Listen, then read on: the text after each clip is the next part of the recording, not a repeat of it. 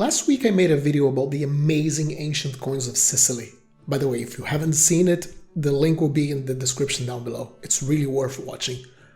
Fortunately, it seems like many of you liked it, but I saw this very recurrent comment, which makes perfect sense. These coins are amazing, but that's too top shelf for me. Or, that's just too expensive. Well, you guys are right, but one of the main focuses of this channel is showing that numismatics is a hobby for everyone. So for today, I've picked up 3 coins from the city of Syracuse, struck in bronze. They are within most collectors' budgets. We will look at their iconography, try to understand why they have these designs, and show how much artistic effort was put even on these humble denominations. Let's go! While the silver coinage had iconography aimed at advertising the image of Syracuse to the rest of the Mediterranean sphere, as these coins were most likely to end up in international commerce, bronze pieces were of a more local character. This means that the imagery in them was slightly different, generally meant to reinforce internally the authority of the state, may it be the local democracy or the current tyrant, depending on the time period. References to past events were also common, as well as depictions of local myths. How about we exemplify this with today's first coin? We're headed to the 5th century BC, during the reigns of Dionysius I and Dionysius II. Syracuse established itself as the primary Greek city in Sicily, extending its influence all over the eastern part of the island, while Carthage maintained the west. This very thick-looking coin we have here is called a litra, and was the base bronze coin of the Syracusan monetary standard. The silver coins tend to get all of the spotlight due to their artistry, but the Greek Sicilian cities relied greatly on bronze coinage as well. In fact, the vast majority of coins were bronze. Here on the obverse we have Athena. Athena had a temple dedicated to her in Syracuse to celebrate the victories over the Carthaginians. We might think the nymph Arethusa was the patron deity of the city, but Athena was widely worshipped too. And I mean, it makes perfect sense. The city was under constant threat by a foreign power. Not only a foreign power, in fact, but another civilization. They weren't Greeks, they were Phoenician barbarians, the Syracusans might have thought. So there she is, the goddess of defensive wars, the patron of the Greek peoples as an entity. Here we have her with a Corinthian helmet laying over her head, very similar to how she was depicted on other coins from the Greek mainland. For someone seeing this design for the first time, it might seem like she has a comically elongated head, but this was just the way soldiers would hold the helmet over their heads while not in battle. I'm putting the image of a marble statue of her on screen now so you can see another example. The typical Greek helmet provided very good protection, but it was also very claustrophobic. It hindered your peripheral vision and your hearing, so you'd only put it on when absolutely needed.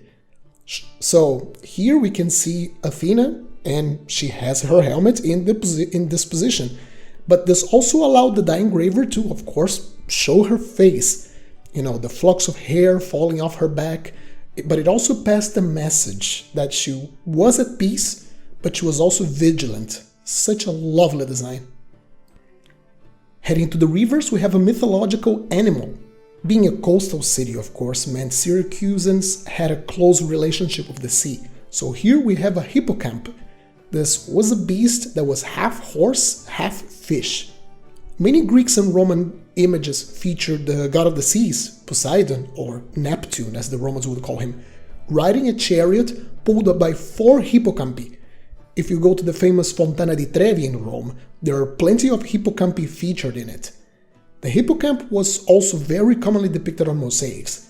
Here's an example of a mosaic in the city of Ostia, the main port of Rome, where all the shipments would get to the city. Here we can see Neptune traveling across the sea with his 4 hippocampi. But Syracusan hegemony would fade out by the 3rd century BC as the Roman Republic and Carthage would establish themselves as the 2 hegemonic powers of the region. Here we have another bronze example, this time from Hicetas II, who ruled between 287 and 278 BC. When I first saw this design, I immediately thought of Apollo, for his youthful face, but no, surprisingly, this is Zeus, the king of the gods. So unusual to see him without his majestic beard. This depiction of him is called the Zeus Hellenios, or Zeus of all Greeks. So what we have here is an attempt to invoke a sense of unity between all the Greek peoples, which also made sense given the political context of the time. Syracuse was sandwiched between two major powers and had this, this could be interpreted as a reference to the time when Greeks ruled the Mediterranean like a glorious past. By the size of this piece, we can see this is a rather small, a rather low denomination, but still impressive artwork quality for such an unimportant coin. Heading to the reverse, we have a complementary design to the image of Zeus on the obverse.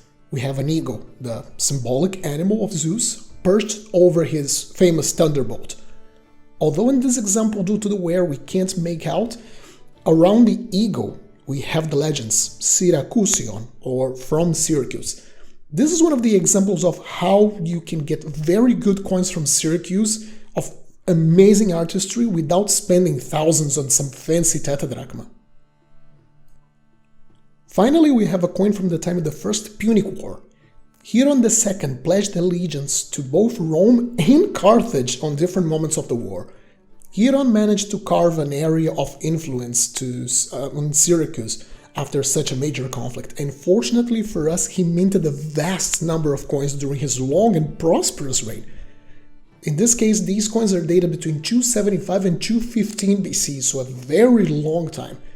Centuries later, Machiavel wrote about Hieron, calling him a highly virtuous man, rising from power despite being born out of the established elite, something very difficult during ancient times.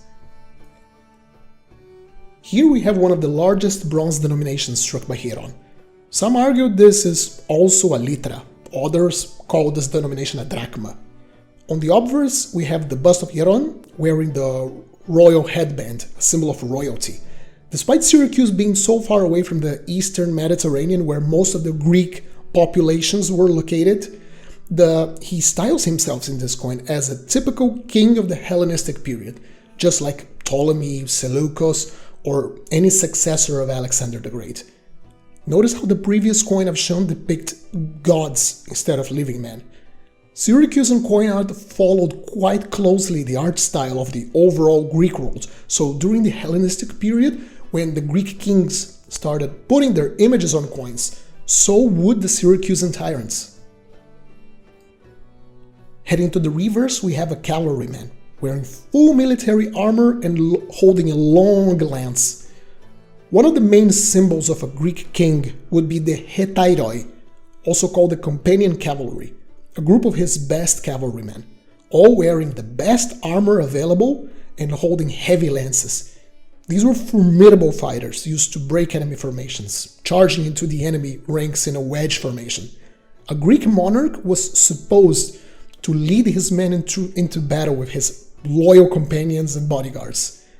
And under the rider, here in this coin, we have his name, Hieron. So this might indicate that we are looking at Hieron himself, ready for battle, willing to lead his troops headfirst into battle.